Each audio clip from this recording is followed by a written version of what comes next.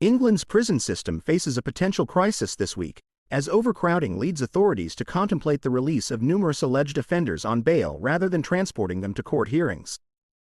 The incarceration of hundreds of rioters has pushed facilities to their limits, prompting prisons and probation service to gear up for Operation Early Dawn, a contingency strategy that prevents inmates from moving from police cells to court unless a prison bed is available. The recent spike in arrests and detentions tied to the riots has stretched the system to its breaking point.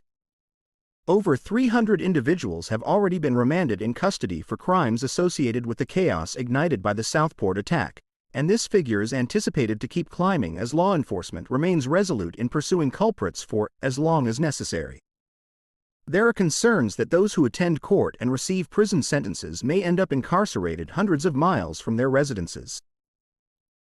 Operation Early Dawn, previously activated in March due to critical prison capacity concerns, is anticipated to commence this week. An internal document reveals that prison escort personnel will evaluate the number of inmates held by police eligible for scheduled court appearances, and how many must be released on bail due to lacking jail space.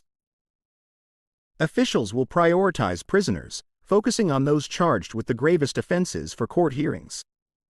This strategy will be adapted based on the latest data regarding available space in the prison network. Insiders suggest that Operation Early Dawn is essential since a long-standing contingency plan, Operation Safeguard, which involves holding prisoners in police cells overnight prior to their transfer to prison custody, is becoming increasingly impractical. Mark Fairhurst, National Chair of the Prison Officers Association, emphasized the seriousness of the matter, indicating that only 340 spots remain in adult male prisons capable of housing rioters. We've seen a massive upswing in the week-on-week prison population. It's one of the largest increases I've ever encountered, he remarked. Fairhurst cautioned that rioters may be placed far from home, potentially in facilities located in the southwest or southeast, as the northwestern and northeastern areas are experiencing significant strain due to the worst disturbances occurring in those territories. Even though Labor has put forth a new early release initiative potentially freeing thousands of inmates, it's not expected to take effect until next month. Fairhurst conveyed concern about the immediate future, stating, "It's going to be incredibly tight. These riots have come at a challenging time." The number of individuals appearing in court for their participation in the riots is surging exponentially, with 677 charges and 1,117 arrests reported since the 29th of July. Chief Constable B.J. Harrington, the National Police Chief for Public Order, assured that law enforcement will keep identifying and apprehending rioters for as long as required. He stressed that there is no place to hide for those involved, and that the commitment to bringing them to justice remains steadfast. Harrington rejected allegations of two-tier policing, insisting that the police response is centered on addressing unlawful and violent acts rather than being influenced by political motives. He highlighted that the handling of recent protests has been uniform, stating, "They weren't igniting flames at hotels. They weren't hurling bricks. That's not two-tier policing. That's about managing threats, risks, and harms."